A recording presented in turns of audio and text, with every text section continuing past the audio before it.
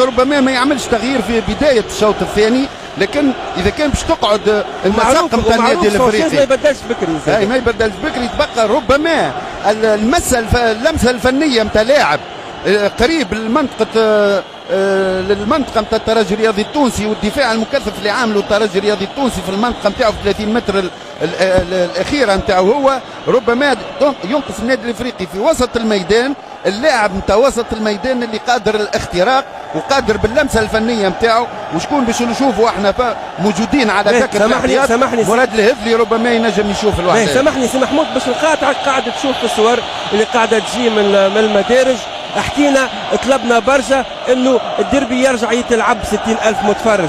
كي نشوفوا صور كيما هكايا تخلينا نعاودوا نخموا 100 مره قبل ما نطلبوا طلب كيما هذا. نشوفوا صور صراحه ما نتمناو نشوفوها في ملاعبنا، ديما نقولوا ما نتمناوش وقاعدين في كل مباراه يكون فيها عدد كبير من الجماهير نشوفوا لقطات كيما هكا. والاخطر هنا انه اللقطات هذه تجينا من جمهور فريق واحد.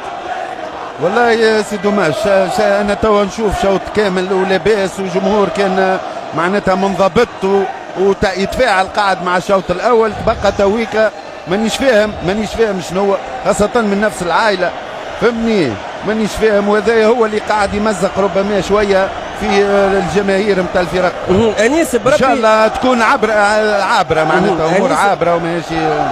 شوف تبارك الله تعدى شوط اول يعمل الكيف، ارضيه ميدان ممتازه، مباراة عشان شفت احلى برشا مباراة تتلعب في وقت متاخر هكا من انه تكون في القاعده، الاجواء الكل ملائمه باش نعيشوا مباراة كرويه نظيفه.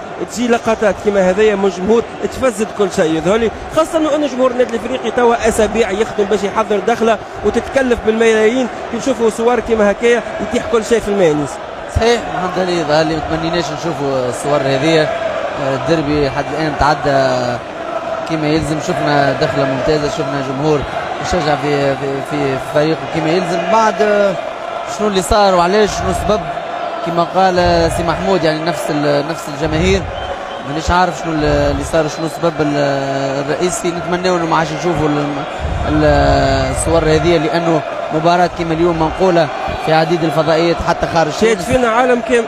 يعني نحبوا نصدروا صورة طيبة لكرة القدم التونسية، نحبوا نصدروا انه يعني احنا الحمد لله تعدينا الاوقات الصعبة في كرة القدم، وتو نجموا نلعبوا تيران معبي يعني بالجماهير.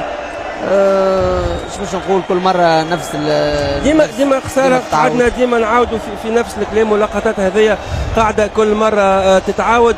شوف حتى يظهر لي تم اقتلاع الكراسي سي محمود، يعني ملعب كيما هكا في رادس ملعب ممتاز، كل اسبوع تقتلعوا الكراسي، كل اسبوع نرجعوهم. هذايا حاجات ما تليقش برياضتنا، خاصه انه اصلاحهم من المال العام، خاصه احنا كمتابعين كفنيين كادارات في الجمعيات الكلها تنادي باش الجمهور يرجع، وباش بقى هذا ان شاء الله تكون حاجه عابره بالنسبه ونشوفوا زاد الامن كيف